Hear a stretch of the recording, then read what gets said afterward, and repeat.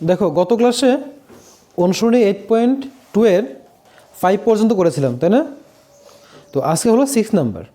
দেখো 6 নাম্বার কি বলেছে, বলেছে একটি টিভির দাম 13,000 টাকা।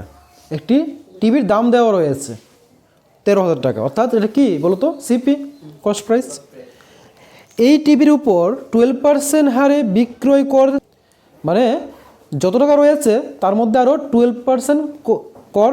বলেছে যে ওই টিভিটি কিনতে ক্রেতাকে আরও কত টাকা দিতে হবে। তাহলে তার সিপি অর্থাৎ কস্ট প্রাইস হলো 13,000 এবং তাকে কর দিতে হয়েছে 12%। তাহলে রেটটা অবশ্যই বেড়ে যাবে, তাই না? তো লিখো টিভিটির নাম্বার 6, লেখো টিভিটির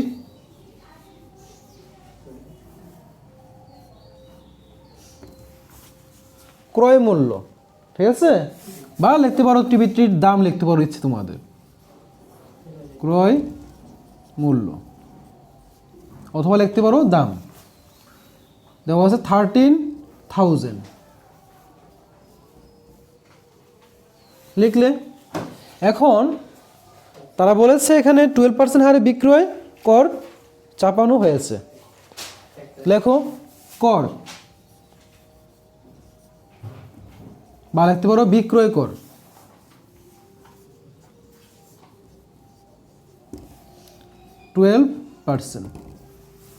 এখন তারা বলেছে যে ওই টিভিটা কেনার জন্য ব্যক্তিকে কত টাকা পে করতে হবে।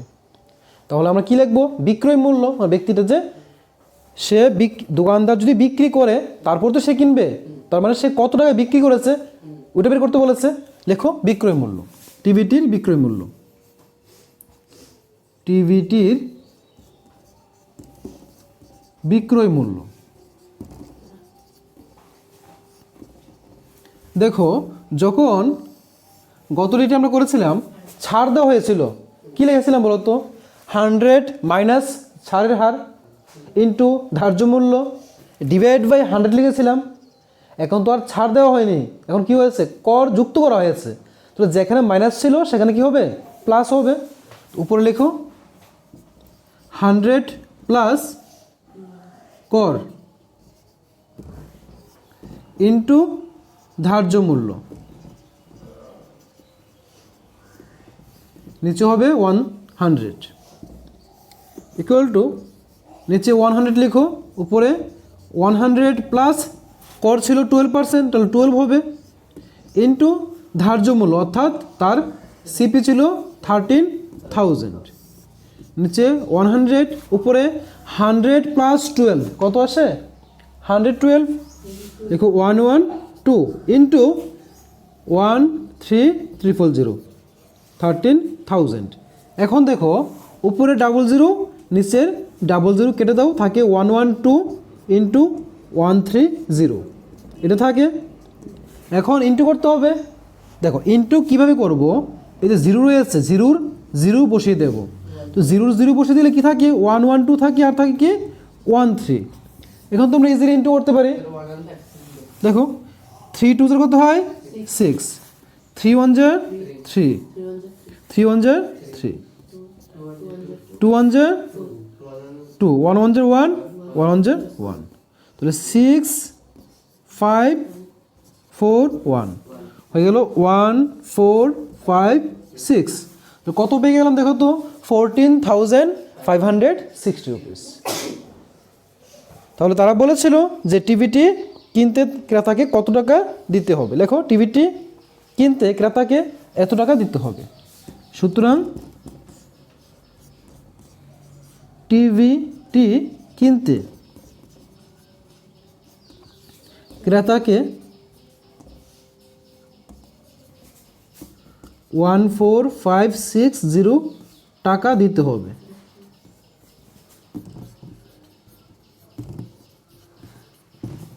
বাস, দেখো বুঝলে কিনা এতটুকু? Next number 7। দেখো নাম্বার 7 কি বলেছে?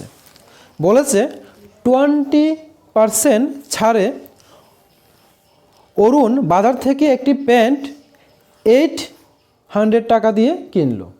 এখানে ছাড় দেওয়া রয়েছে, সে কিনেছে কত টাকা দিয়ে? 800 টাকা দিয়ে, 800 টাকা দিয়ে। পেনটির লিখিত মূল্য কত ছিল নির্ণয় করো। পেনটির লিখিত মূল্য কত ছিল নির্ণয় করতে বলেছে, ঠিক আছে। এখন দেখো, সে যেহেতু বাজার থেকে সে কিনেছে এটা, যে অবশ্যই কেউ না কেউ বিক্রি করেছিল, মানে দোকানদার বিক্রি করেছে যে জিনিসটাকে সে কিনে এনেছে। দোকানদার যে টাকায় বিক্রি করেছে সেই টাকা দিয়েই তো সে কিনে আনলো, কথা অর্থ বুঝবে কিন্তু এখানে। তাহলে অ্যাকচুয়ালি দোকানদারের ক্ষেত্রে এই যে 800 রুপিস, এটা কি তার বিক্রয় মূল্য না? দোকানদার এত টাকায় বিক্রি করেছে, তাই না সে কিনে এনেছে। যখনই সে 800 টাকা বিক্রি করেছে, তারা কীভাবে বিক্রি করেছে বলেছে? ছাড় দিয়ে বিক্রি করেছে। কত পার্সেন্ট ছাড়? ছাড় দিয়েছে। তাহলে বলেছে যে ধার্য মূল্য বা লিখিত মূল্য কত ছিল। খুব সহজ, একটা সূত্র ছিল, সূত্র বসে দেবো, অঙ্ক চলে আসবে। লেখো।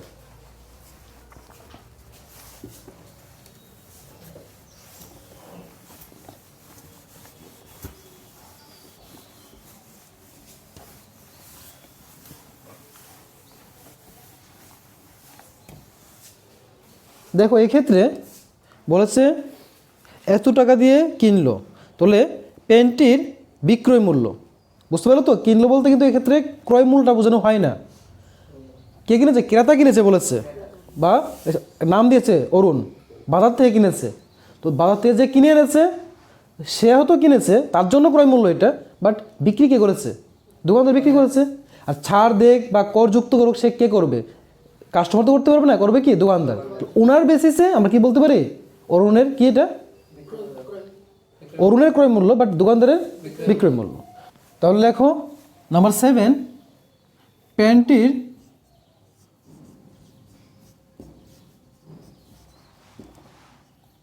বিক্রয় মূল্য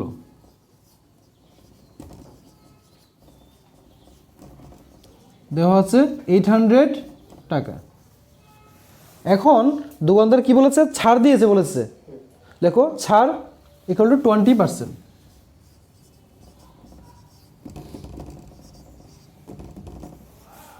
হয়েছে।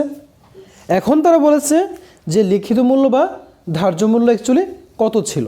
দেখো, একটা সূত্র দিয়েছিলাম, একটু চেক করে নাও যে ধার্য মূল্য বা লিখিত মূল্য নির্ণয় করার যে সূত্রটা কি রয়েছিল। এটা ধার্য মূল্য বা লিখিত মূল্যের সূত্র ছিল ধার্য মূল্য ইকুয়াল টু 100 ইন্টু বিক্রয় মূল্য ডিভাইড বাই 100 মাইনাস ছাড়ের হার।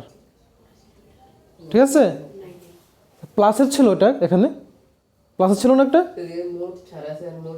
আচ্ছা, তাহলে লিখে নাও এটা, যদি এই সূত্র দেওয়া না থাকে লিখে নাও। লেখো, তারা বলেছে ধার্য মূল্য নির্ণয় করতে বা লিখিত মূল্য নির্ণয় করতে। লেখো প্যান্টটির, লেখো প্যান্টটির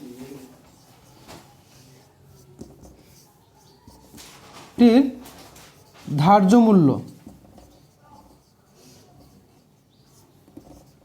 বা লিখিত মূল্য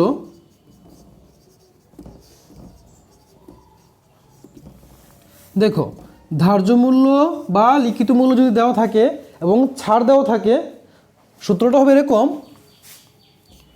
100 ইন্টু বিক্রয় মূল্য ডিভাইড বাই 100 মাইনাস ছাড়ের হার। ছাড়ের হার বুঝতে পেরেছো? যেহেতু সূত্রটা আগে দেওয়া হয়নি, লিখে নাও এটা, যে কোনো জিনিসের ধার্য মূল্য বা লিখিত মূল্য নির্ণয় করতে হলে যদি ছাড় দেওয়া থাকে, সূত্র হবে 100 ইন্টু বিক্রয় মূল্য ডিভাইডেড বাই 100 মাইনাস ছাড়ের হার। তাহলে দেখো, 100 ইন্টু বিক্রয় মূল্য কত টাকায় বিক্রয় করেছিল দোকানদার? হ্যাঁ, নিচে 100 ইন্টু, দেখো 100 মাইনাস ছাড়ের হার কত ছিল? 20 লিখে দাও, আনসার চলে আসবে। দেখো, এই অঙ্কগুলো যে আমি করছি, অ্যাকচুয়ালি এগুলি কিন্তু ঐকিক নিয়মে বা অন্যভাবে করা যায়, যে এত % ছাড় ধরে, মানে লেংদি প্রসেসে করা যায়। তো আমি করাচ্ছি কী হবে, সূত্র দিয়ে একদম শর্ট প্রসেসে। এই প্রসেসে করবে, তাহলে কি হবে, এইগুলো তো তুমি করছোই, পাশাপাশি যখন বড় ক্লাসে উঠবে অথবা ইন ফিউচারে কোনো কম্পিটিটিভ এক্সাম দেবে, তখন এই ধরনের অঙ্ক থাকে, তখন ওই লেংদি প্রসেসে করলে কিন্তু তোমাদের আর আনসার মিলিয়ে আসতে পারবে না, খুব কম সময় থাকবে আনসার করার জন্য। তাই এই রুলসগুলো শিখে নেবে, তাহলে খুব সহজে দেখো করা যায়, তাই না? তাহলে কাটো দেখো, তাহলে দেখো নিচের জিরো উপরের জিরো কাটলাম, 8 দিয়ে যদি আমরা 80 কাটি, 8 10 যা কত হয় 80 হয়, তাহলে 100 ইন্টু কত হলো 10 ইন্টু করলে কত আসবে 1000।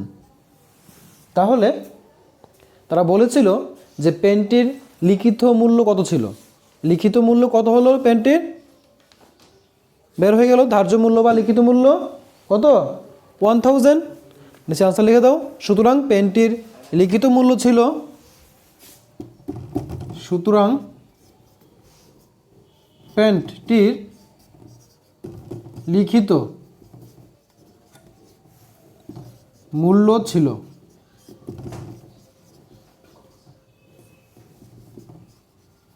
1000 টাকা। দেখো বুঝতে পারলে কিনা, মানে 1000 টাকা দাম ছিল, দোকানদার 20% ছাড় দিয়েছে, ছাড় দিয়ে উনি বিক্রি করেছিল 800 টাকা। অরুণ 800 টাকা দিয়েই প্যান্টটা কিনেছিল। ক্লিয়ার?